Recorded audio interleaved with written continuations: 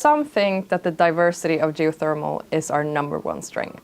The power, the heat, the cooling, and the minerals.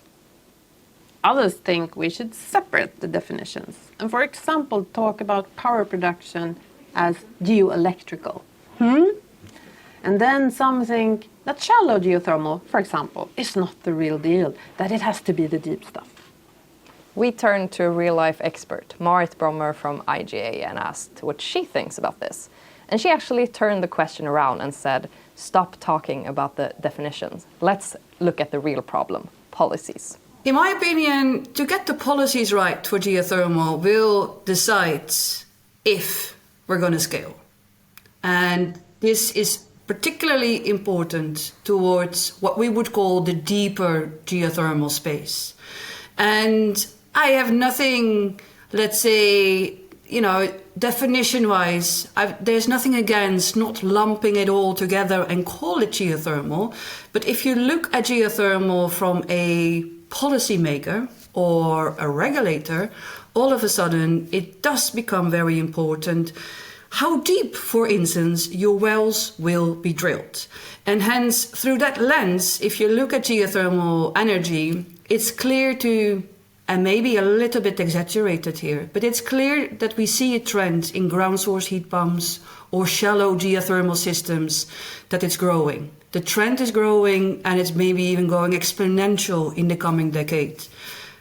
But if I look through the data that we have at the IGA, in combination with all other organizations that are pushing out news and data and insights into what we would call the deeper geothermal space, we're not seeing the same trends, the same growth trends. And that to me becomes a very interesting topic to discuss. And hence the topic through which I would like to see this raised more and more is that we look at it from a policy, but also a regulatory point of view. That makes you wonder, doesn't it? If there isn't a set of best practices that could more or less always be applied. We asked Marit that question as well. Let's say the question on what works and what do geothermal developers stumble upon when they want to enter into new markets. It actually really starts with the legislation and the regulation level. And just to ask a basic question, what is geothermal energy from the resource point of view, is for certain legislators not an easy answer to give. Because if you think about it, is it heat? Is it a mineral? Is it the steam that you collect? And I guess this has resulted in certain best practices under certain acts. But at the same time, these acts may not be present in those emerging markets. And to give you a very simple explanation to this, you have countries that are governing geothermal under the Mining Act. But there are also governments who do not mine. So they have no real understanding of the extractive industry, and hence they automatically place geothermal, for instance, under Water Act.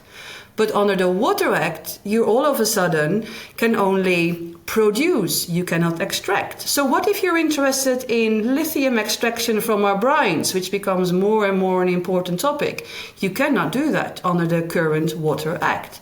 So there are all kinds of small-scale, nitty-gritty details in the regulatory framework that we need to solve in order to scale. Are you confused? I am. Perhaps there isn't a one-size-fits-all. If you look at mature geothermal markets such as Iceland or New Zealand, they operate their geothermal projects under Geothermal Resource Act.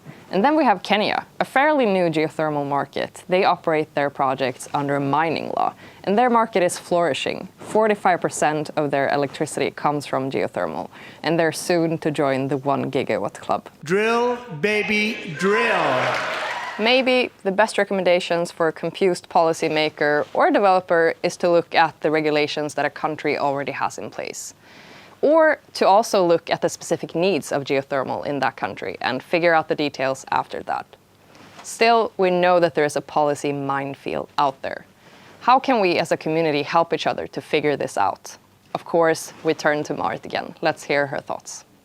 So I guess the recommendation is to understand how to make best strategic use of geothermal and formulate your legislation and your regulations to make it happen. And I think here education helps.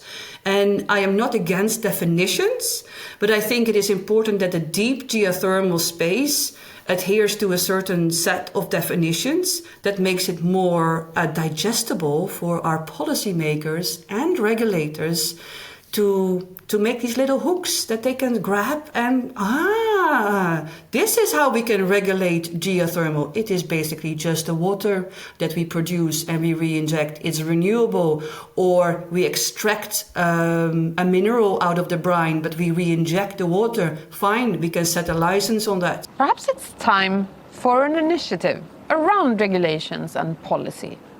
You know, something like we did at Baseload together with GR around communications, or parallel to what the IADC are doing around well classification. Do you think that is a good idea? And would you perhaps be one to lead that initiative? Let's continue the discussion in the comment section. And please let us know what policy hurdles are holding you back currently, or what could help you push your project in the right direction. Please remember to subscribe to our channel to not miss on any new episodes. And until then, remember, the Earth has power. Let's switch it on.